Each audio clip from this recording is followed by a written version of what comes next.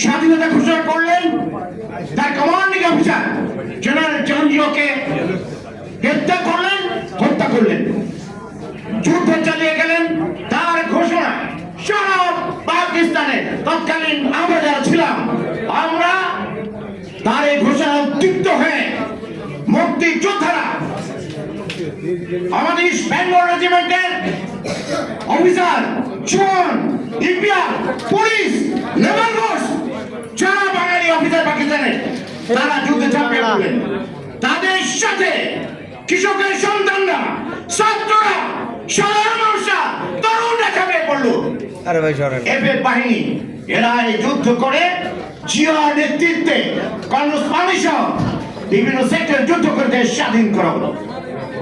বন্ধুগণ, স্বাধীনতার পরে আওয়ামী লীগের এই বেইমানি, আওয়ামী লীগ সরকারের বেইমানি, বাক্সা, দুর্ভিক্ষ সব আপনারা জানেন।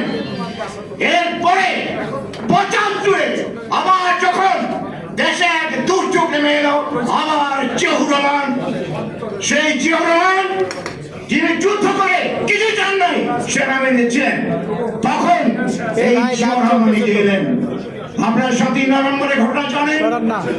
বন্দি জিয়াকে সিপাহীরা বের করে নিয়ে এলো। সিপাহী জনতার ঐক্যে জিয়াউর রহমান এগিয়ে আসলেন ক্রান্তি লগ্নে। আবার তিনি দেশের হাল ধরলেন এবং দেশকে বাকশালের পরিবর্তে গণতন্ত্র দিলেন, আন্তর্জাতিকভাবে পৃথিবীর সাথে সম্পর্ক করলেন, ইসলামী মূল্যবোধ গড়ে তুললেন। এরপরে আপনারা জানেন অনেক ষড়যন্ত্রের মধ্যে এই সরল সাহসী একজন নেতা রাষ্ট্রনায়ক জিয়াকে চট্টগ্রামের ষড়যন্ত্রের মামলে খুন করা হলো। এরপরে অনেক ঘটনা, তার পরবর্তীতে এই নানান ষড়যন্ত্রের মধ্য দিয়ে বাংলাদেশের রাজনীতির আকাশ, ঝড়, ঘূর্ণি ইত্যাদি, খুন, কু ইত্যাদি, সেনাবাহিনী সর্বত্র হাল ধরলেন খালেদা জিয়া। 9 বছর পথে প্রান্তরে ঘুরে ঘুরে এই আপসীর নেত্রী, বাংলাদেশের গণতান্ত্রিক শক্তি, জাতীয়তাবাদী শক্তি, মুক্তিযোদ্ধাদের আমাদের মায়ের মতো ঘিরে রাখলেন এবং তিনি প্রধানমন্ত্রী হলেন, দেশ রক্ষা পেল।